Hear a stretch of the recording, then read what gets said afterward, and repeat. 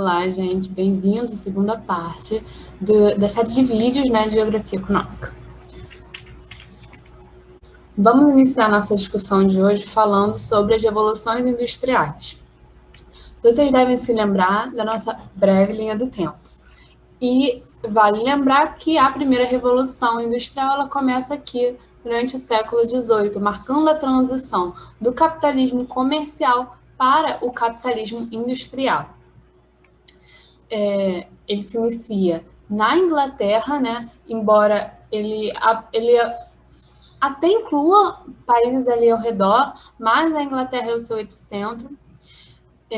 Como eu comentei na última aula, há o surgimento das máquinas a vapor e de fiar, e a partir do momento em que a burguesia ela se apropria desses meios de produção que foram criados pelos trabalhadores que conheciam melhor do que ninguém a sua atividade no processo produtivo, muitos desses trabalhadores se revoltam e fazem esse movimento que está representado aqui nessa imagem, que é o do ludismo, onde eles iam e depredavam essas máquinas para demonstrar a sua insatisfação, né, reivindicar os seus direitos, principalmente no que se refere à questão dos salários, né.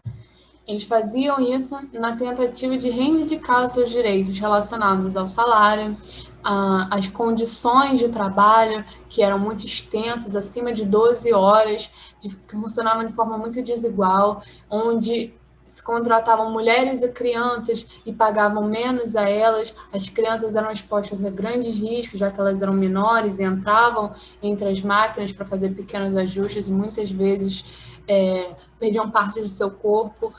E toda essa falta de segurança, essa noção de substituição de pessoas, já que muitas pessoas saídas do campo estavam buscando a alternativa das indústrias nas cidades, né? Tudo isso ele vulnerabilizava a figura do trabalhador, que encontrou o ludismo e essa depredação das máquinas como uma forma de demonstrar sua insatisfação e fazer as suas demandas. Nesse momento também, a indústria têxtil era a principal, né, a parte dos tecidos, e funcionava a partir de matriz fóssil, principalmente o carvão. Então, aí era mais uma fonte de exploração da natureza e também do trabalhador, né? Muito comum nessas séries, né, mais antigas que retratam a Londres desse período do século XVIII, o Oliver Twist, por exemplo, muitas crianças trabalhando, a questão da carvoaria que reduzia a qualidade de vida das pessoas, a expectativa de vida das pessoas também era muito menor, as famílias moravam em situações muito degradantes, às vezes era um quarto para 3 famílias. Nesse momento também é marcado pela passagem do tempo natural, medido pela passagem do sol pelo céu, né, que orientava os ritmos da agricultura, das estações do ano. Ele perde essa predominância e nós temos o tempo cronológico, que é o que a gente conhece como o tempo do relógio, e incluindo aí cerca de mais de 12 horas de trabalho. O ambiente da fábrica fechada, ele também não permitia que a pessoa conseguisse até acompanhar pelo sol, nem que ela quisesse. Realmente, o que determinava era o relógio que estava ali na parede e a pessoa que era responsável por supervisionar e tocar a sineta, né? Horários de almoço curtíssimos. É um início bem complicado para esses trabalhadores. Nesse momento também teremos a perda da centralidade dos artesãos e manufatureiros, e bem como das guildas, né, que elas começam a perder as forças, e dessas manufaturas que tinham um teor familiar ou ali de vizinhança. E logo vamos ter uma mudança no modo de vida, né? Mudou a sua percepção de tempo, mudou também essa questão, a sua relação com a família. O homem, ele volta do trabalho, ele vira o chefe da casa, né? Já que ele é o subserviente no trabalho, ele age como chefe em casa, isso modifica as relações familiares, das pessoas, quem você conhece. E, né, o que abastecia muito a questão logística desse período era a navegação e as ferrovias. Em um segundo momento, teremos a Segunda Revolução Industrial, que se inicia no século XIX nos Estados Unidos. Predominava-se a indústria siderúrgica de matriz fóssil, porém agora já no petróleo, e também elétrica. Aço e os metais funcionam principalmente como matéria-prima. É importante saber essa relação da matéria-prima, porque até esse momento a indústria tem uma necessidade de ser relativamente próxima à fonte de matéria-prima, para que haja menos gasto nesse transporte, né, da matéria-prima até a indústria, assim como da indústria até as cidades. Indústrias muito relevantes para esse momento são a de metalurgia, petroquímica e eletrônica. Aqui, no caso, eu trouxe uma imagem da CSN, que é a Companhia Siderúrgica Nacional, que fica em Volta Redonda. E se nos Estados Unidos, né, começou esse movimento no século XIX, que no Brasil foi um pouco mais tardio, já essa indústria ela foi implantada no século XX, no início do século XX aqui no Brasil.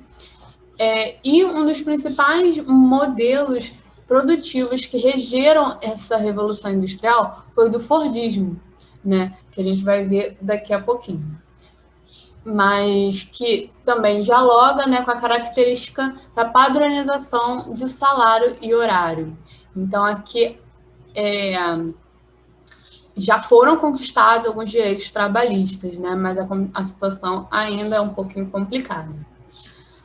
E o principal meio logístico, né, de transportar esse produzido na indústria para as cidades, os consumidores e outros mercados, vai ser através dos aviões e das rodovias. Quando falamos em termos de mercado nacional, há uma priorização das rodovias, né, devido aos menores custos, mas também justamente por causa do Fordismo, já que esse modelo produtivo ele foi baseado no automobilismo. Então, era muito relevante que houvesse um investimento nacional também na questão das rodovias, para que esses veículos pudessem rodar e ampliar os seus mercados. Já na terceira Revolução Industrial, ela teria se iniciado no Japão, bem como o toyotismo, que é o seu modelo produtivo.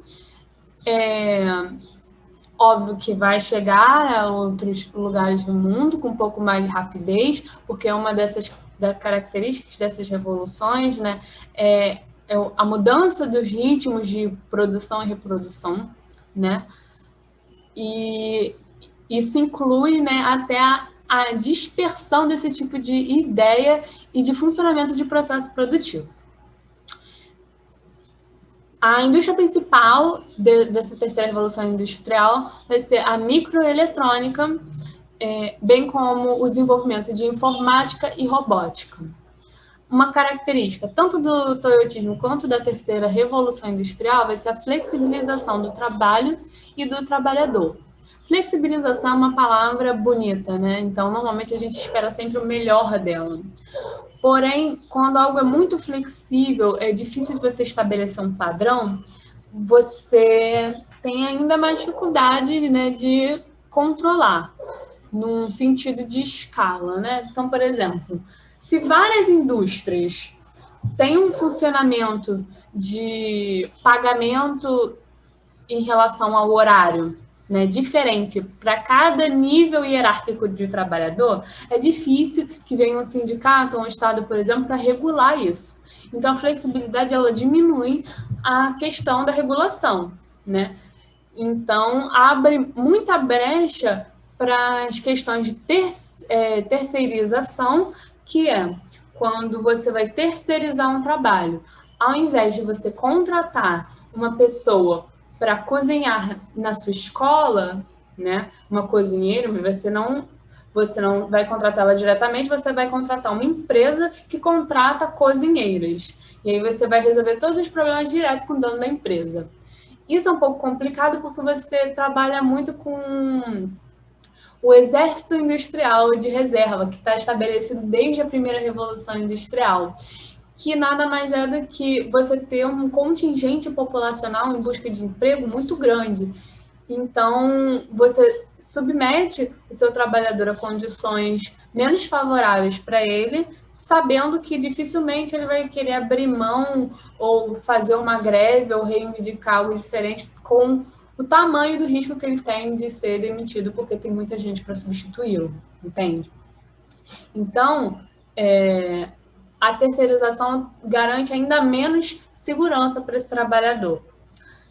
E também a questão da terceirização da economia, que é você tem indústrias cada vez mais automatizadas pela informática e robótica, e então você tem menos mão de obra de seres humanos na sua indústria. E esses seres humanos eles procuram principalmente o comércio que vai vender esses produtos industrializados, que cresce exponencialmente até mesmo na parte do trabalho informal, né, que é uma tendência que a gente vê cada vez mais nos Ubers, nos iFoods, nas redes de franquias e outros exemplos, né?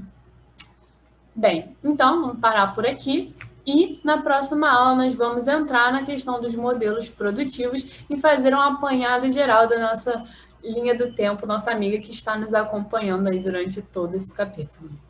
É isso e bons estudos.